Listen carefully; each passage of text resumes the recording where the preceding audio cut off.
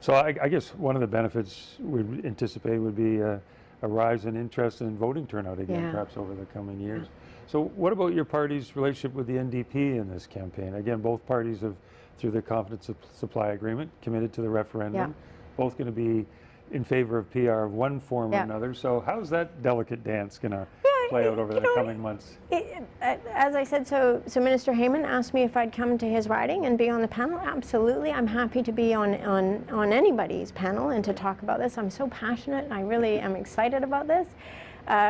It's not that delicate of a dance, really. It's just people wanting to work together. And I know that the portrayal of politics is often a conflict-driven portrayal, and that's what we've always understood politics to be.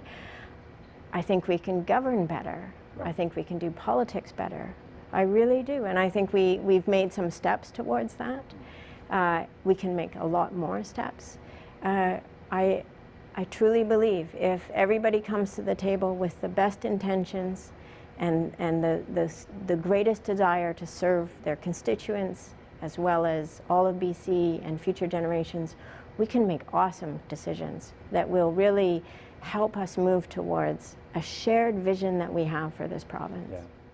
A few months ago, the Premier said, there's plenty of time to talk about this. In fact, most people, he felt during the summer we're going to be just barbecuing and enjoying holidays. But what are your plans? I'm hearing a lot of passion here, but as an MLA and someone who sees this as a monumental historic opportunity, I have a sense that you're going to be kind of busy this summer on this campaign. And can you tell us a bit more about your plans for I mean, they're still shaping up, those plans, and but I am already quite busy. I've got a lot of speaking engagements. We'll be doing town halls in my own riding in Cowichan.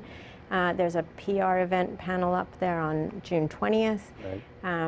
And those invitations keep coming in, and I keep saying yes, because this really matters. And I actually want to talk a little bit about why it matters. When I was 10, I went on a trip to Germany, West Germany, with my father. He had been born in East Germany. And there was a conference in Leipzig, East Germany. So it's 1980, and we went to that conference in Leipzig. So I went behind the Iron Curtain at the height of the Cold War as a 10-year-old Canadian-born girl with this concept that the whole world was kind of like Canada, right?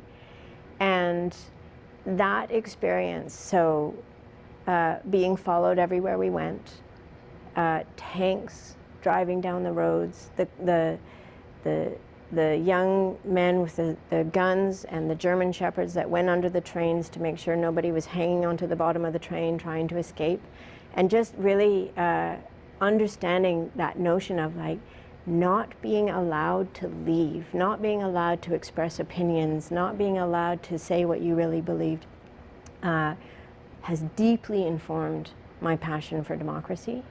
And then that has been reinforced by my studies as a historian and then teaching 20th century history and looking at the way that democracy really flourished and came into its own in the 20th century, but seeing erosion of that happening, and I think there's no shortage of examples of that kind of erosion, and the need that we really must embrace in a democracy to recognize that it's actually our responsibility as every citizen to protect it, to nourish it, to help it to evolve, to meet the current situation and context, and to really recognize it as a gift that can be taken away.